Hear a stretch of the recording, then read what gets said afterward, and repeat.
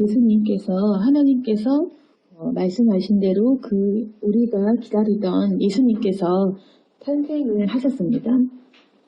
근데 이스라엘 민족들 입장에서는 이제 말라기 이후로 하나님의 말씀이 이제 끝이 났습니다. 더 이상의 선지자 그리고 더 이상의 그런 어떤 메시지 없이 주님의 침묵하는 시간이 구약과 신약 사이에 400년 정도 그렇게 흘렀던 것입니다.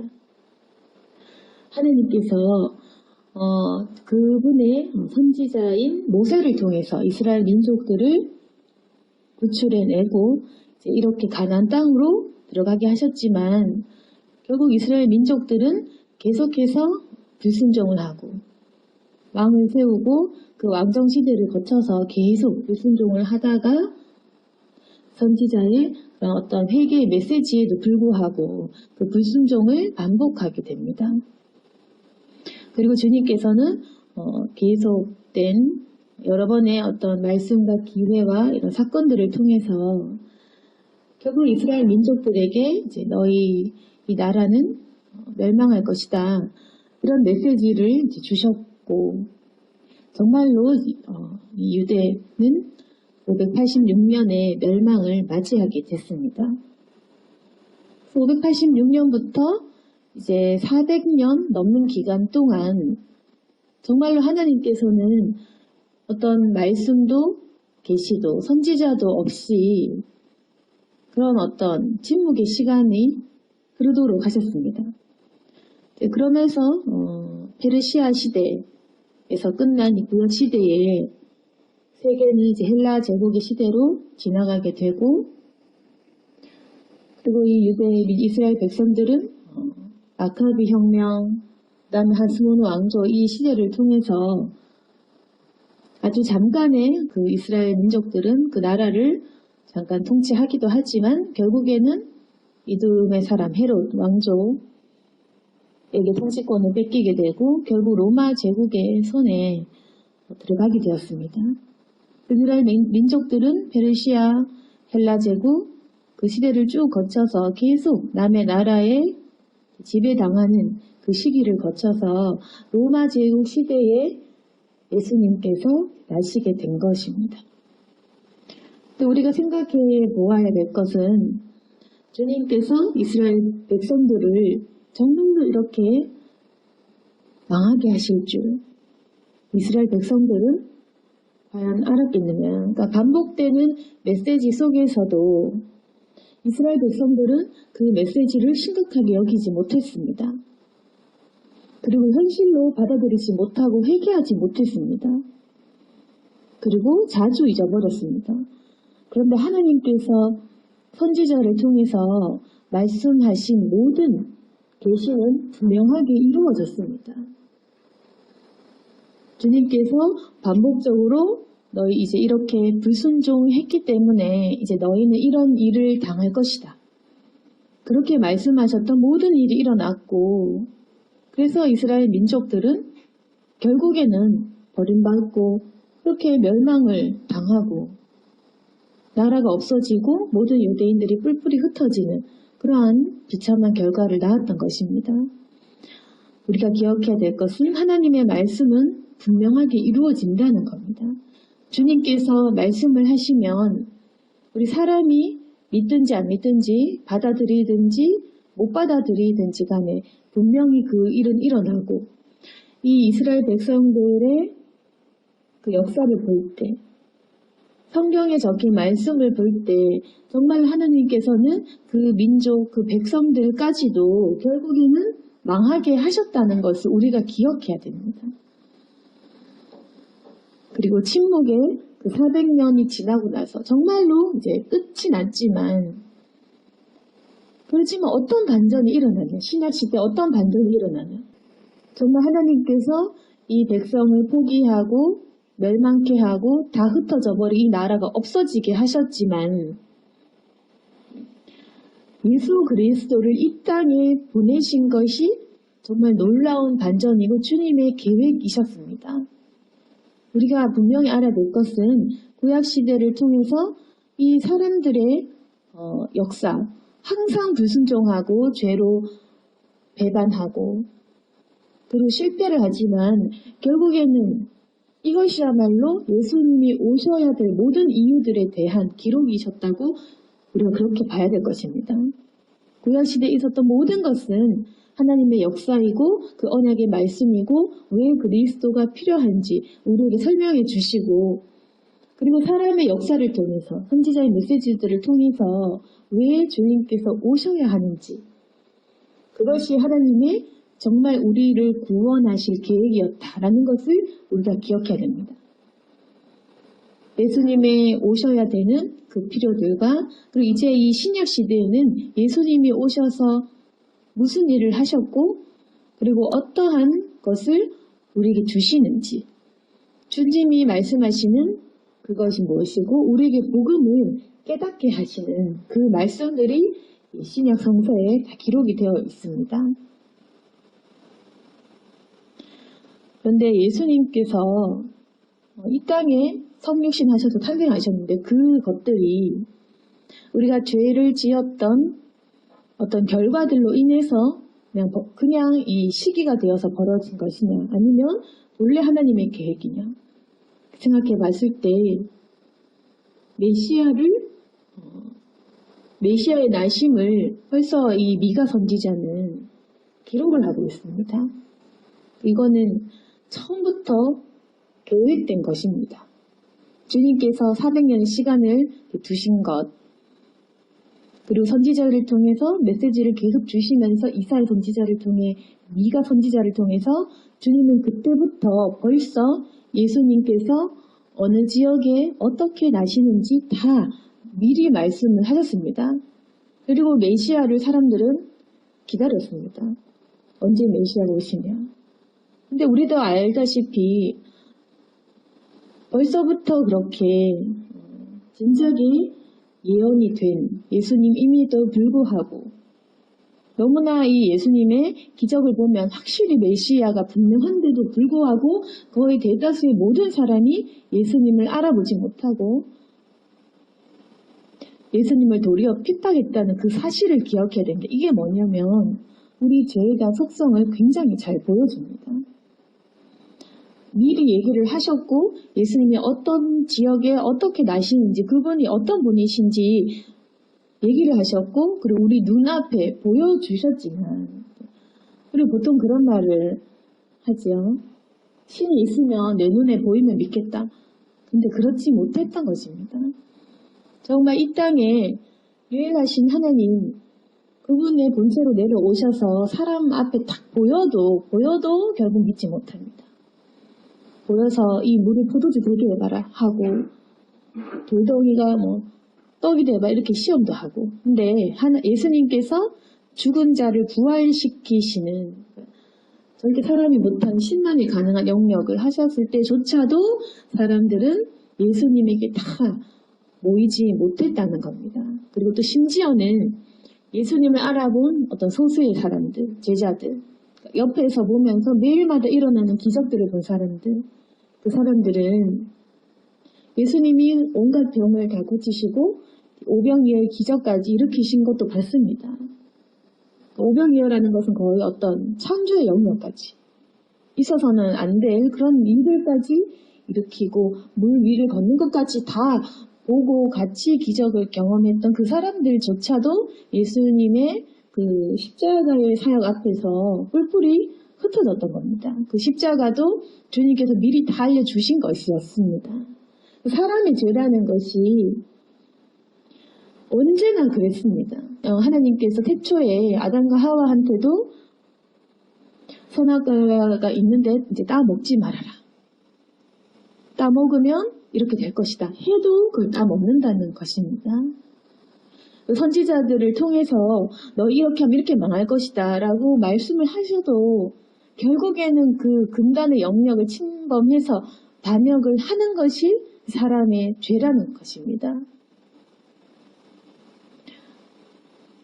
그리고 예수님의 오심을 미리 예언하고 그것을 알고 있지만 메시아 대망을 하면서도 메시아를 직접 보았을 때 그분을 십자가에 매달아 죽여버리는 것이 바로 사람의 죄라는 것입니다.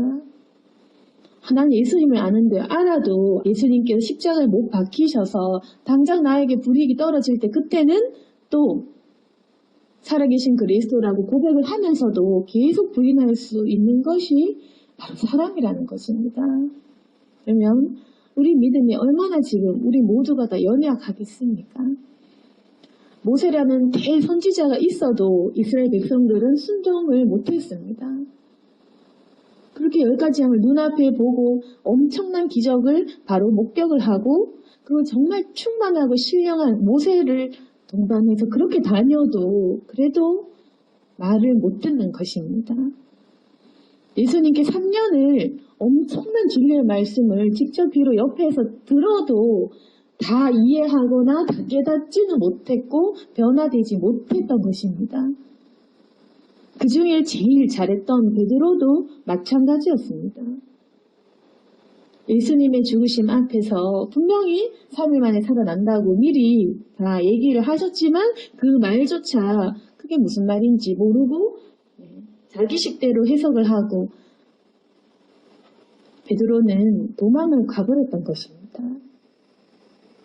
그래서 이것을 보았을 때 우리는 그러면 얼마나 나약하겠느냐. 지금 우리는 이런 기적을 눈으로 보지도 못한 홍해 갈라지는 것도 직접 못 보았습니다. 그리고 모세가 더 신령한 그런 목사님들도 없습니다. 우리가 예수님이 바로 옆에 계신 것도 아닙니다. 그러면 우리가 신앙생활을 하기가 얼마나 어렵겠습니까? 그래서 주님께서 무엇을 약속하셨느냐?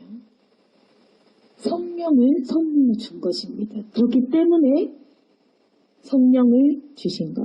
성천하시면서 내가 약속된 성령을 너에게 주겠다 하신 것입니다.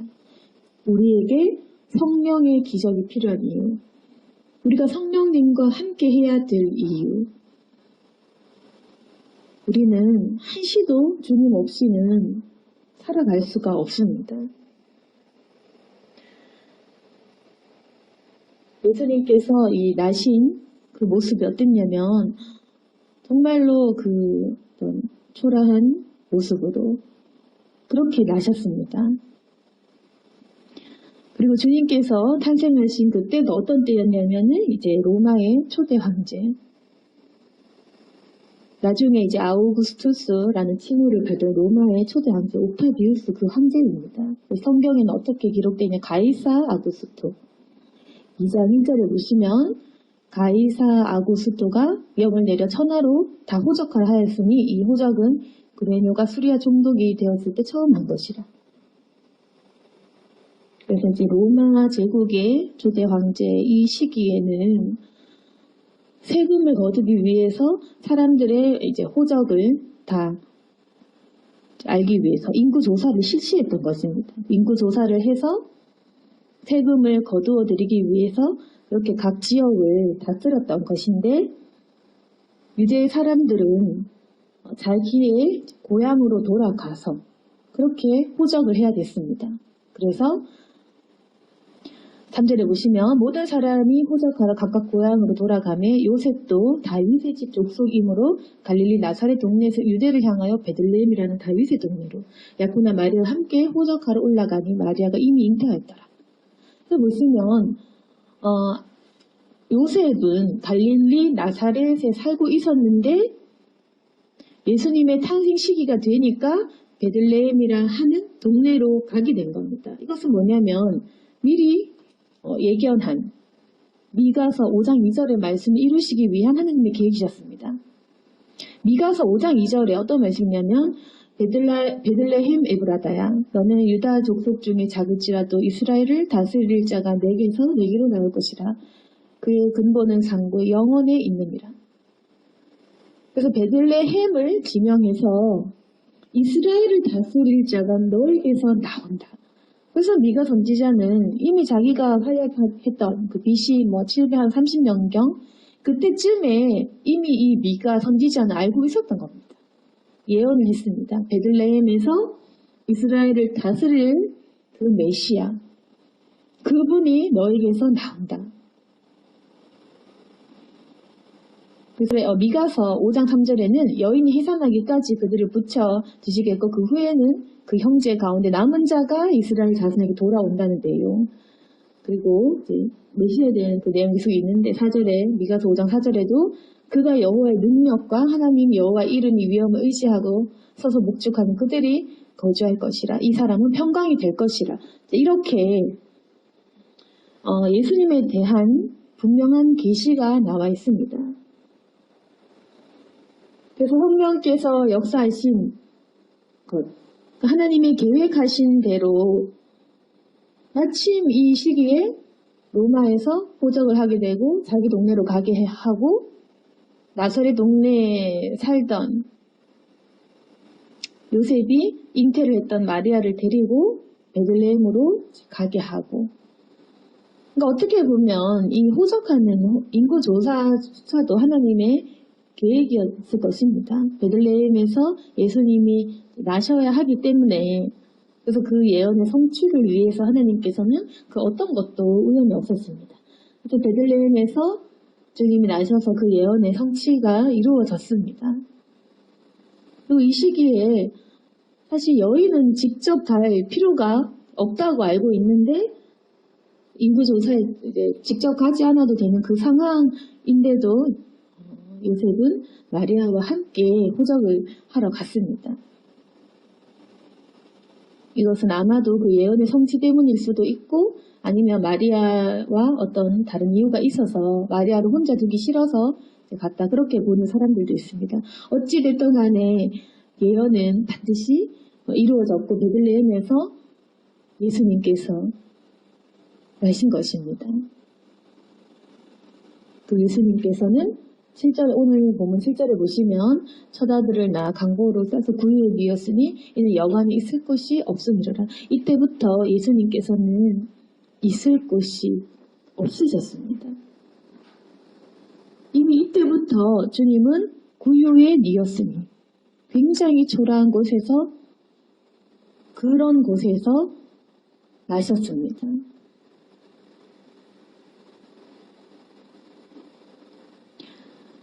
그래서 이제 그 다음부터는 우리도 알다시피 목자들이 자기 양떼를 지키더니 주님의 천사가 나타나서 무서워하지 말아라. 내가 온 백성에게 미칠 큰 기쁨의 좋은 소식을 너에게 전하노라. 오늘 다윗의 동네에 너희를 위하여 구주가 나셨으니 곧 그리스도 주시라. 이렇게 천사가 나타나서 목자들에게 그런 말씀을 하는 좋은 소식, 더 큰 기쁨의 소식이라고 말하고 있습니다. 그리스도 주시다, 구주시다. 너희가 가서 강보에 쌓여 구유에 뉘어있는 아기를 보리니 이것이 너에게 표적이다. 이러한 기적이 났던 것입니다.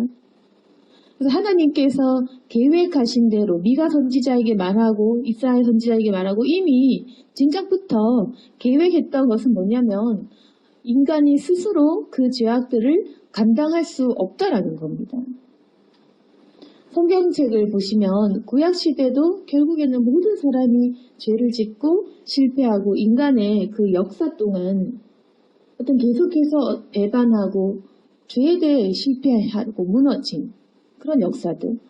신약시대도 보면 주님의 제자들이 다 실패했구나, 그런 역사들. 결국에는 성경 통째로 보았을 때 예수님이 왜 오셔야 되고 무엇을 해결하셨는지, 그리고 우리가 무엇을 기다려야 되는지, 그게 적혀 있는 것이 바로 성경이라는 것입니다. 성경에서 가장 중요한 것은 주님의 이 땅에 오심, 그리고 주님의 재림하심, 그것을 우리가 반드시 기억해야 됩니다. 누가 오셨는지, 그리고 그분이 분명히 다시 오실 것, 우리가 분명히 천국으로 가게 될 것, 그것을 믿어야 되는 것. 그래서 우리를 구원하기 위한 그 성경책, 하나님의 말씀을 우리가 볼 수 있도록 우리에게 허락하시고 주신 것입니다. 이 성경을 기록하게 하셔서 가장 충만한 사람들로 이 성경에 계시를 주시고 성경을 기록하게 하셔서 우리가 다 알도록 하셨습니다. 이 땅을 누가 창조했는지, 그리고 창조 이후에 어떤 일이 발생하게 되었는지, 이 땅에 죄가 어떻게 해서 들어왔고 그 죄에 대한 결과가 무엇이었는지, 그리고 그것을 통해서 하나님께서 홍수도 내리셨고 이렇게 하셨지만 계속 하나님께서 용서하는 그 과정을 보여주셨습니다. 용서하고 기회를 계속 주신 것을 보여주셨습니다. 근데 그 기회를 계속 주시면 그 기회를 마지막 기회까지도 포기하는 인간을 보여주셨습니다. 그리고 마침내 주님은 침묵하시다가 절대 인간이 스스로 말씀으로 회개하지 못하니까 결국 대신해서 대속하실 분을 보내주셨다라는 것까지도 우리에게 알려주시면서 이것을 받아들여라. 예수 그리스도만 믿으면 이 이름만 가지고 구원받게 하겠다. 왜 너희가 예수님이 필요한지 알겠지? 이것을 설명하고 계시다는 것입니다. 그러니까 절대로 우리의 행위의 결과로는 선해질 수도 없고 예수님 같이 될 수도 없고 행위의 결과로 나타나는 구원이 아니라는 것입니다. 근데 절대로 우리가 선한 것을 쌓을 수도 없고 우리의 행위의 결과로 천국에 들어갈 수도 없습니다. 그래서 하나님은 아주 똑똑한 바울을 통해서 그 복음의 핵심이 무엇인지 또한 알려주셨다는 겁니다. 성경에 빼놓아야 될 책이 아무것도 없습니다. 구약 성경은 인류의 역사를 통해 사람의 실패와 그리스도의 오실 이유를 알려주시고 그 예언까지도 보여주시고, 그리고 신약 성경에 보시면 정말로 이 기록된 역사, 마태, 마가, 누가, 요한복음을 통해서 예수님이 나신 것은 사실임을 기록하게 하시고, 그리고 바울의 서신서를 통해서 우리에게 모든 필요한 복음의 그 메시지와 신학적으로 필요한 내용들과 교회 생활을 어떻게 해야만 하는지까지, 그리고 요한계시록을 통해 세상의 마지막 날에 대한 그런 종말론적인 그런 계시의 내용까지도 우리에게 기록하게 하셔서 보여주시는 겁니다. 이 모든 성경의 66권을 통해서 우리에게 믿어라. 예수 그리스도를 믿어라. 그리하면 구원을 얻게 될 것이다. 그렇게 말씀해 주고 계신 것입니다. 그 사람은 우리의 이 본질적인 죄악의 속성은 어떠냐면 계속해서 우리는 이 회심을 싫어하는 본능이 있습니다. 그 누구든지 사람이라면 회심을 싫어하고 하나님께 돌아가기 싫어하는 본질적인 이 죄악이 있습니다. 물론 우리는 하나님께서 선택하셔서 주님이 주신 마음으로 복음을 받아들였지만 원래 이 사람의 속성은 하나님을 떠나고 싶어하고 또 마귀는 그런 마음을 계속 주고 이렇습니다. 그래서 어떠냐면 하나님께서 말씀을 주셔도 회개해라. 안 그럼 너를 칠 거다. 회개해라. 돌아와라 해도 마음이 어떠냐면 안 믿거나 미루거나 받아들이지 않거나 그러한 마음들을 가지면서 회개의 길로 돌아가지 않는 것입니다. 우리 이 죄의 속성은. 그래서 그 마음을 이겨낸 사람이 회개한 사람입니다. 회개는 나 자신과 충돌을 싸워 이긴 사람. 마귀의 싸움에서 이긴 사람이 회개의 길로 들어서서 돌이키고 변화를 받습니다. 근데 거기서 승리하지 못한 사람은 어떠냐면 하나님이 돌아와라. 아니면 칠 거야. 이 민족이 멸망할 거야. 해도 뭐 그럴까봐 또 기회 주시겠지. 또 되겠지. 그러면서 당장 먹고 마시는 일에 즐긴다는 것입니다. 당장 내 죄가 이끄는 대로 내 육신이 이끄는 대로 가는 사람은 회개와 멀어집니다. 그러면서도 어떠냐면 그래도 설마 구원 받겠지. 설마 이 민족을 회복시키시겠지. 그럼 가짜 선지자의 말을 듣습니다. 한 2년 뒤에 이 나라가 회복될 거다. 뭐 이런 거짓 선지자의 그 말을 들으면서 결국 하나님께서 나를 축복하게 하시겠지 라고 편하게 생각하면서 회개 없이 그냥 자기가 원하는 대로만 그냥 살아갑니다. 근데 조심해야 될 것은 만약에 우리가 계속해서 주님의 그 구원의 그 메시지를 받아들이지 않는다. 사실 니느웨 성읍의 그 백성들처럼 회개하고 돌아가야지 심판에서 건짐을 받는 건데, 만약에 이스라엘 백성들처럼 언젠가는 되겠지 라고 아니란 마음으로 이 메시지를 받아들이지 못한다는 하나님은 우리가 그 메시지를 믿을 때까지 치신다는 것입니다. 그걸 알아야 됩니다. 그러니까 하나님이 너 칠 거야 그럼 너 끝이야 라고 했는데도 안 믿는 것은 믿을 때까지 그 일을 이루어 되신다는 겁니다. 왜냐하면 하나님의 말씀은 반드시 이루어지기 때문에 그렇습니다. 하나님이 원하시는 것은 회심이지 사람이 자기 계획대로 자기 생각대로 이루어지는 것을 보고 웃으며 비웃기를 원하지 않는다는 겁니다. 그러니까 우리가 만약에 하나님의 메시지를 무시하고 비웃고 뭐 그럴까봐 아니겠지 설마 이러겠어? 라고 생각을 하면 결국엔 내가 질 때까지 내 안에 이 악한 마음이 질 때까지 그 일을 반드시 이루십니다. 이스라엘 이 나라를 없애버리신 것처럼 모세는 과연 자기가 탈출시킨 이 백성의 나라가 없어질 줄 알았겠습니까? 1948년 전까지 뿔뿔이 흩어져서 살게 될 것을 그 누가 상상을 했겠습니까? 근데 이스라엘 백성들이 계속해서 불순종할 때 주님께서는 싹 쓸어 없애시고 400년간 내버려 두시는 시간. 물론 하나님은 또 다른 계획을 일하고 계셨지만 그렇게 사람의 인류를 400년간 완전히 방치하고 침묵하는 그 시간을 통해서 새롭게 하시면서 자신의 역사를 이루어 가셨지만 중요한 것은 무시하고 주님의 말씀을 배반하면 그 일은 반드시 이루어집니다.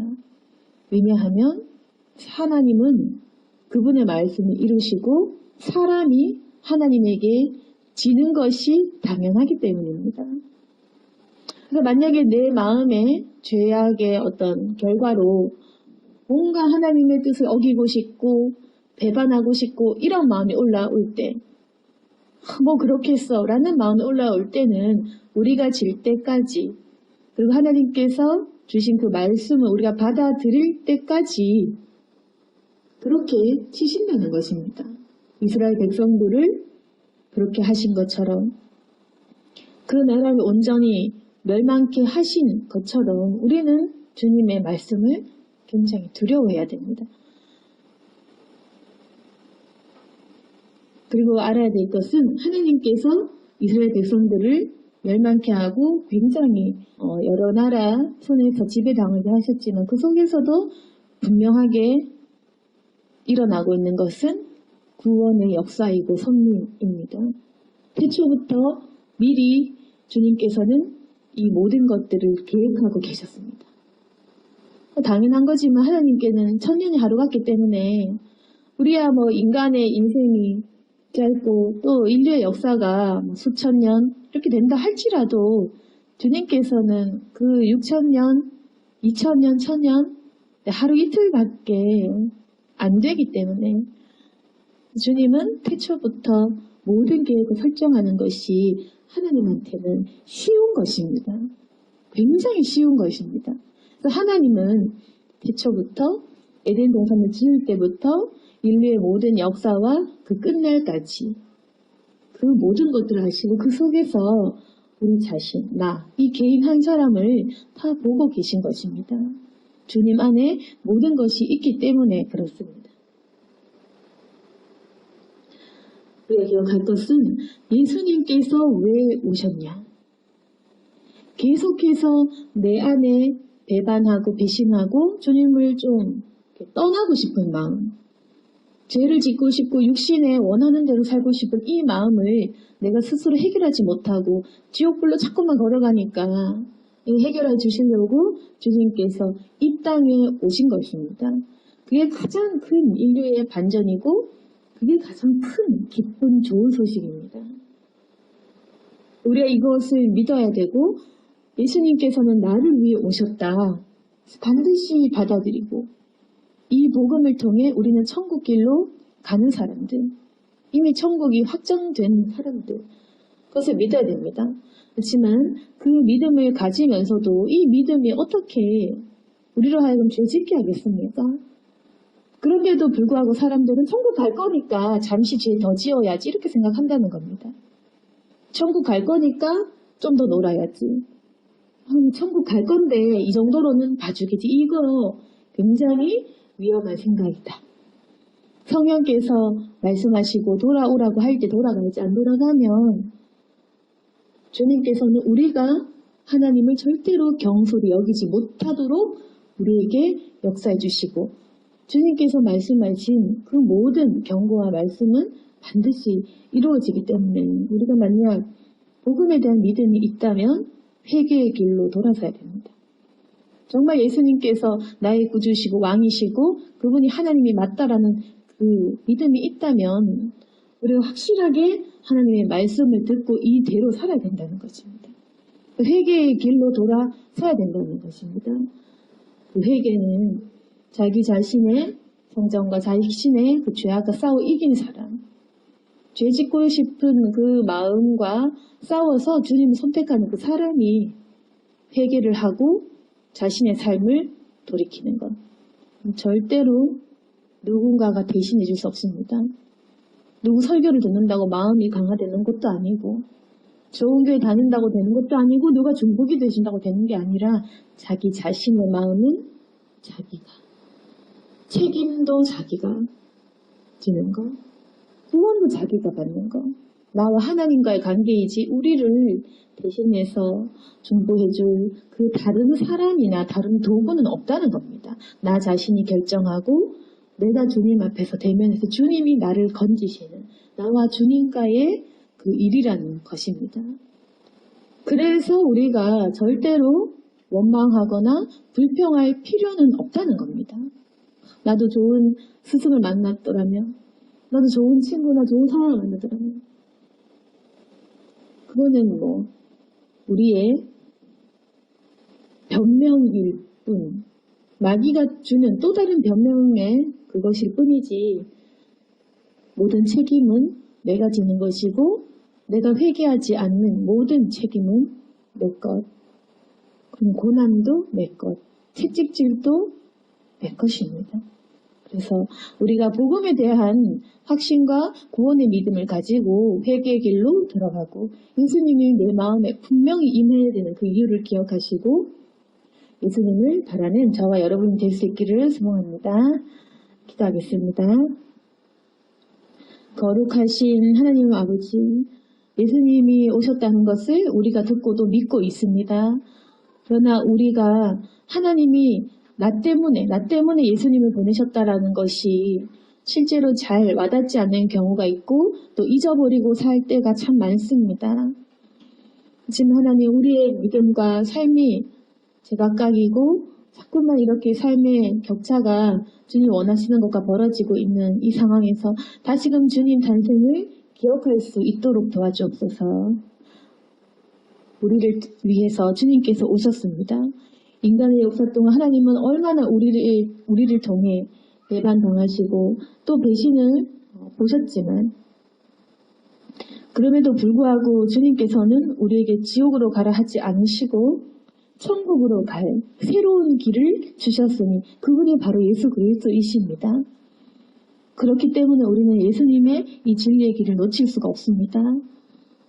주님께서 주신 이 길을 반드시 붙잡게 도와주시고 이 진리를 통하여서 새롭게 살아갈 수 있도록 도와주옵소서. 우리의 눈이 주님의 구원을 보길 원합니다. 주님께서는 우리에게 빛으로 오시고 또 성령의 역사를 선물로 주십니다. 마음의 성령을 모시고 간직하며 주님께 기도할 수 있도록 도와주시고, 또한 이 마음속에 죄에 대한 욕심을 이겨내고 주님을 위한 마음으로 회개하는 심령으로 살 수 있도록 도와주옵소서. 예수님 이름으로 기도드렸습니다.